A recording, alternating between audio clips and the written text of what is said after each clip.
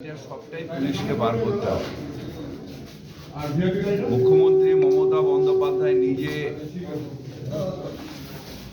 চোখ রাখছেন, খবর রাখছেন প্রশাসনের ব্যাপারে, ইনভেস্টিগেশনের ব্যাপারে ডিজিকে বারবার করে বলেছেন যে হাইয়েস্ট লেভেল অফ ইনভেস্টিগেশন করে যেই থাকুক, যে এই অন্যায় করেছে তাকে অ্যারেস্ট করতে হবে, কোর্টের সামনে দিতে হবে। কোর্টে তখন আমরা আর্জি জানাবো যাতে দৃষ্টান্তমূলক শাস্তি হয়।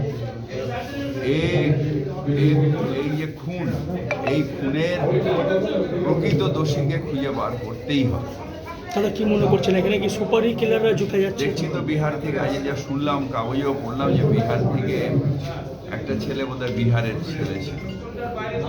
কারণ এই তো দুষ্কৃতীরা চারিদিক দিয়ে আসছে, অন্য অন্য স্টেট থেকে আসছে, কিন্তু এর পেছনে মোটিভটা কি? হঠাৎ করে বিহার থেকে সেখানে গুলি চালালো কেন? সেইগুলোকে মূল বার করতে হবে এবং ইনভেস্টিগেশনটা সেই পর্যায়ে নিয়ে যেতে হবে। এটা আমি আশা রাখি যে প্রশাসন এটা করবে এবং প্রকৃত দোষীর শাস্তি হবেই, দৃষ্টান্তমূলক শাস্তি হবে।